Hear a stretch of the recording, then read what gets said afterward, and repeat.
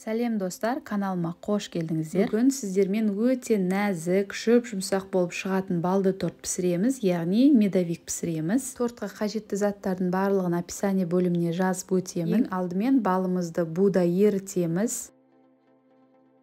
Балымыз ерігеннен кейін үстіне қант салып, оны да ерітеміз. Қант салғаннан кейін қантты үздіксіз араластырып тұрыңыздар, онда қанттарыңыз түйіршіктеніп қатып қалады. Енді қантымыз ерігеннен кейін үстіне сармай салып, сармайды да ерітеміз.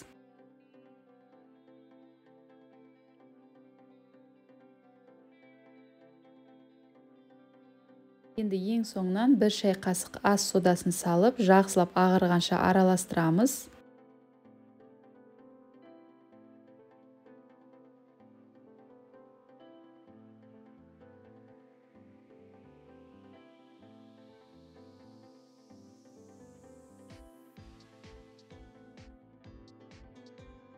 Міне қараңыздар, массамыз осылай ағарады. Енді оттан алып, үстіне 2 жұмыртқаны кезекпен салып, жақсылап араластырамыз.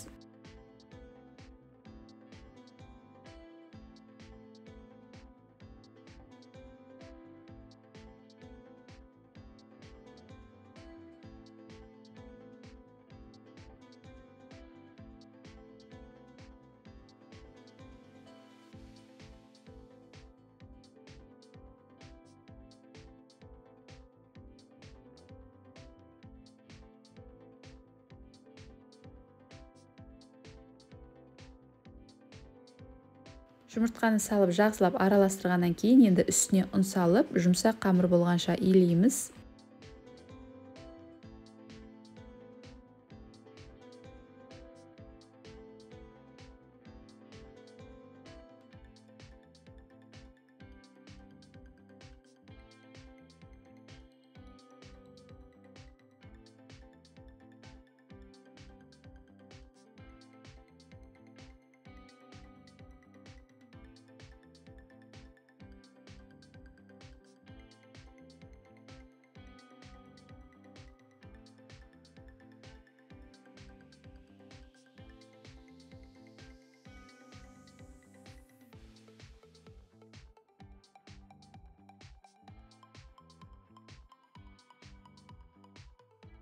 Міне қараңыздар, қамырымыз жұмсақ пластилин сияқты болып шығады. Енді сыртын орап 15-20 минутқа тоңазытқышқа қоямыз.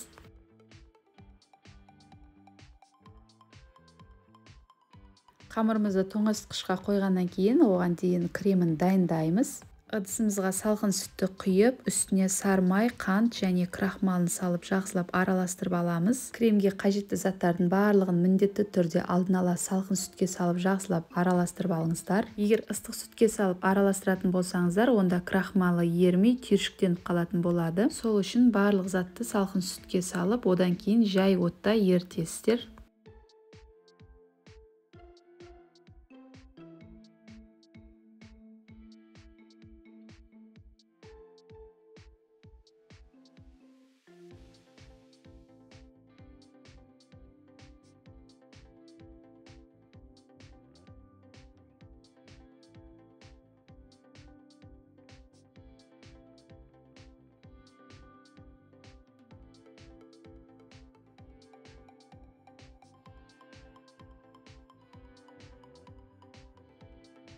Енді кремді отқа қойғаннан кейін крахмал түйіршіктенбей біркелкі араласу үшін кремді үздіксіз араластырып тұрамыз.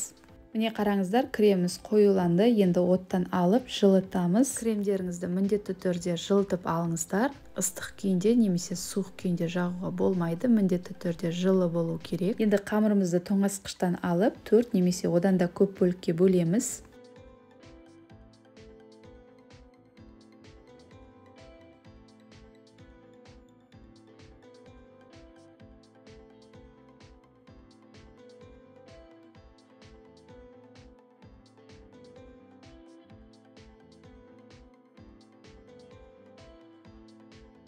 Бөліктерге бөлгеннен кейін енді қалыңдығын 1-1,5 сантиметрдей етіп жаямыз.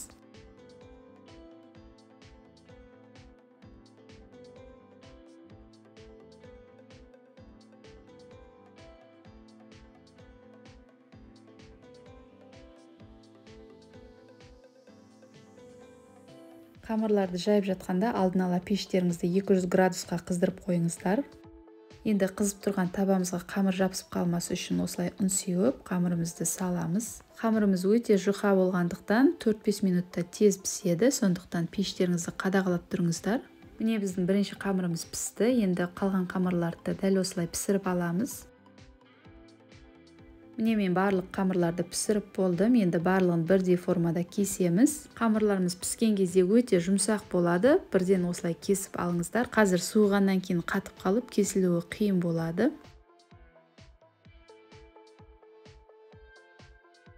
Кесілген қамырларды ыдысқа салып, жинап алып қоямыз. Бізге ол қазір ең соңында торттың бетін әсемдеуге қажет. Қараңыздар, осындай доп-домалақ қамыр болды. Енді қалған қамырларды да тура осылай кесіп аламыз.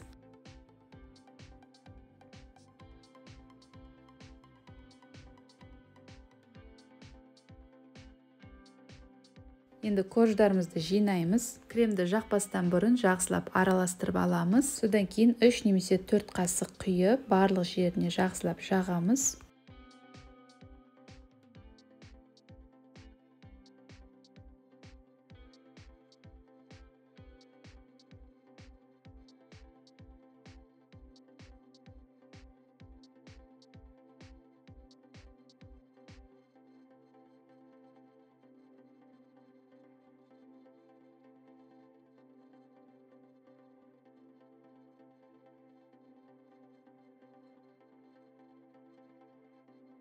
Міне қараңыздар, барлық кремін жағып болдым. Енді бағана алып қойған корждың қалдықтарын осылай пакетке салып, оқтаудың көмегімен жақсылап ұнтақтаймыз.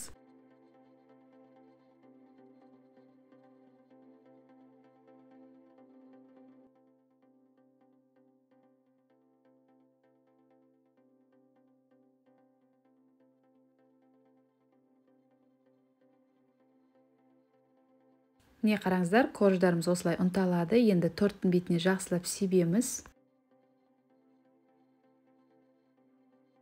Енді торттың бетіне пакет жабамыз. Торттың ортасындағы кремі сіңіп, тортымыз жұмсақ болып шығу үшін салқын жерге немесе тоңазытқышқа 8-9 сағат қоямыз. Міне менде 8-9 сағат өтті. Енді қазір сіздерге бетін ашып, ортасын кесіп көрсетемін.